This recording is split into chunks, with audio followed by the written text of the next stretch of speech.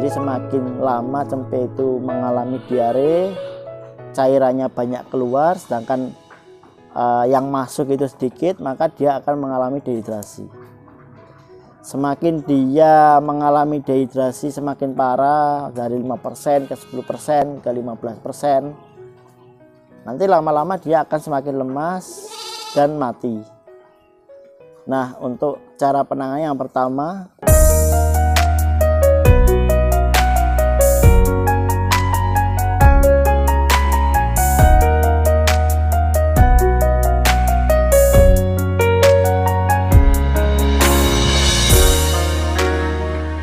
Assalamualaikum warahmatullahi wabarakatuh.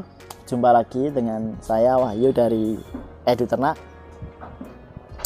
Jadi kali ini ada beberapa pertanyaan dari teman-teman yang sudah mengikuti channel kami, baik yang mengikuti di YouTube maupun di WhatsApp. Nah, pertanyaannya adalah bagaimana cara menangani cempe yang diare. Karena banyak sekali pertanyaan seperti itu, maka pada sharing kali ini saya akan membahas sedikit tentang diare pada cempe. Nah, yang perlu teman-teman ketahui bahwa diare pada cempe itu banyak macam faktornya, penyebabnya itu banyak macam. Tapi yang teman-teman harus ketahui bahwa diare apapun pada cempe itu bisa merenggut nyawa si cempe, karena cempe ini dia masih kecil, masih sangat rentan mengalami sakit, mengalami kematian. Jadi yang perlu teman-teman ketahui, apapun diarenya itu teman-teman harus memberikan elektrolit untuk si cempe itu. Supaya apa? Supaya dia tidak mengalami dehidrasi yang parah. Karena kematian cempe itu bukan dari penyebabnya ya, kebanyakan bukan dari penyebabnya, tapi dari dehidrasinya. Jadi semakin lama cempe itu mengalami diare, cairannya banyak keluar, sedangkan yang masuk itu sedikit, maka dia akan mengalami dehidrasi. Semakin dia mengalami dehidrasi semakin parah, dari 5% ke 10% ke 15%, nanti lama-lama dia akan semakin lemas dan mati. Nah, untuk cara penanganannya yang pertama, cara pencegahan dulu, kita ngomong cara pencegahan dulu. Yang pertama, untuk cempe yang lahir, teman-teman bisa memberikan vitamin C. Nah, vitamin C ini diberikan sedikit aja, misalkan 100 gram 100 mg. Kan kalau vitamin C di orang itu kan ada yang 500 mg, ada yang 1000 mg. Nah, bisa pakai 100 mg, jadi yang 500 mg dibagi menjadi 5. Bisa juga pakai yang maksimal 250 mg lah. Itu diberikan di 2 jam pertama setelah lahir. Itu tujuannya adalah mengcover bagian saluran pembuluh darah. Jadi di saluran pembuluh darahnya ini, ketika vitamin C-nya itu kita masuk segitu, itu bisa menjaga si cempe ini mengalami diare karena infeksi, baik itu infeksi bakteri maupun infeksi virus. Nah, itu dulu ya. Kemudian kolostrum juga sebisa mungkin minimal lah di 2 jam pertama itu dapat 2% sampai 2,5% berat badan untuk kolostrumnya. Terus untuk susu pengganti itu, jika teman-teman pakai susu pengganti, pakai yang premium. Jadi karena banyak sekali susu pengganti yang beredar, itu ada yang murah sampai yang mahal. Nah, teman-teman pakai yang mahalan supaya si cempe nggak mencret. Karena kalau yang murah itu ada yang mencret, ada yang tidak mencret. Jadi pilih yang tidak mencret yang pertama itu. Dosisnya juga harus tepat. Terus pemberian susu sendiri, baik itu yang bukan pemberian ya, lebih ke kebutuhan susu itu sehari sekitar 10-20% berat badan si cempe. Jadi dalam 24 jam itu harus dapat segitu susunya, susu yang cair itu. Nah, kalau teman-teman memberikan susu pengganti atau susu di dalam dot itu sebaiknya tidak diberikan berlebih. Jadi patokannya itu bisa sekali pemberian untuk yang usia 1 bulan ke atas bisa 250 ml segitu sampai 300. Tapi untuk yang usianya di bawah 1 bulan itu 100 sampai 150 ml. Jadi frekuensinya aja yang dibanyakin, bukan sekali pemberian volume banyak. Itu efeknya nggak bagus ke cempe. Jadi dia bisa menyebabkan diare kayak gitu.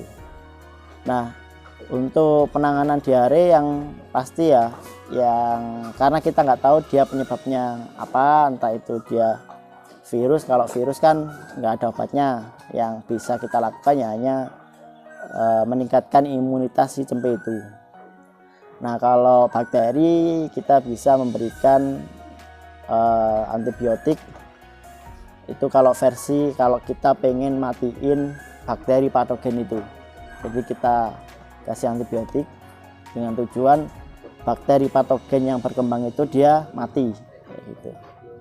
Nah, teman-teman bisa dengan opsi lain. Opsi lainnya adalah dengan diberikan yogurt atau kefir. Jadi yogurt atau kefir itu kan probiotik ya. Probiotik ini tujuannya kalau kita ngasih itu adalah bakteri patogen ini dia nggak dominan lagi, karena sudah masuk probiotik dengan puluhan miliar masuk ke dalam pencernaan, maka dia akan mengimbangi saluran pencernaan tadi dan agar lebih dominan, sehingga si bakteri patogen ini dia tidak berkembang kayak gitu. Nah, untuk penanganan supaya mencretnya itu mampet ya, silakan teman-teman pakai obat-obat untuk menggumpalkan si kotoran. Nah, itu kalau di apotek ada banyak, ada kaolin pektin, antalbugit dan lain sebagainya. Itu fungsinya itu untuk menggumpalkan kotoran. Jadi dengan si gerakan peristaltik khusus itu kontraksinya itu dipelanin supaya cairan yang karena dia diare keluarnya cepat, jadi keluarnya lambat karena dia harus diserap sama usus besar. Jadi apapun pengobatan cempe untuk diare itu ada 3 macam yang harus dilakukan. Jadi pemberian cairan oralit atau elektrolit, kemudian pengobatan untuk gejalanya, kemudian pengobatan untuk akar masalahnya atau penyebabnya. Nah, penyebabnya ini apa? Teman-teman yang tahu, karena perubahan pakan apapun itu bisa menyebabkan diare atau adaptasi baru. Jadi adaptasi baru ini efeknya kalau kita merubah suatu hal yang udah jadi terbiasa dirubah, maka butuh adaptasi. Jadi kalau teman-teman mau merubah apapun di pakannya itu harus bertahap, dan teman-teman juga harus sudah tahu kalau cempe itu diare harus diapain, cara penanganan yang tepat, yang cepat, supaya si cempe ini nggak mati karena dehidrasi. Ingat ya, matinya diare itu rata-rata karena dehidrasi, karena hipotermia juga. Jadi pengalaman saya itu lihat cempe kalau dia mencretnya parah itu suhu badannya turun. Ketika suhu badan itu turun, respon menelannya itu juga kurang bagus. Jadi kalau teman-teman ngasih susu yang melalui dot itu harus benar-benar hati-hati. Cek dulu respon menelannya si cempe itu. Kalau respon menelannya jelek, ya pilihannya ya minta bantuan dokter hewan untuk diinfus. Atau masuk cairan langsung pakai selang ke perutnya. Karena kalau kita ngasih cairan melalui dot atau melalui cekok itu sangat rawan ketika si cempe ini respon menelannya kurang bagus atau jelek. Nah, rata-rata kalau kita lihat respon menelan jelek itu karena dia hipotermia. Jadi suhu badannya itu di bawah suhu normal. Jadi harus dihangatkan dulu. Si cempenya sampai suhunya normal. Nah, mungkin itu saja sharing-sharing dari saya. Silakan teman-teman kalau misalkan masih ada pertanyaan lain seputar kesehatan ternak, insya Allah saya mau sharing, atau kalau mau japri silakan japri ke nomor saya 081332275713. Dan untuk teman-teman yang mau gabung di grup Edi Ternak di WhatsApp, silakan gabung melalui link yang ada di deskripsi. Nah, itu saja. Assalamualaikum warahmatullahi wabarakatuh.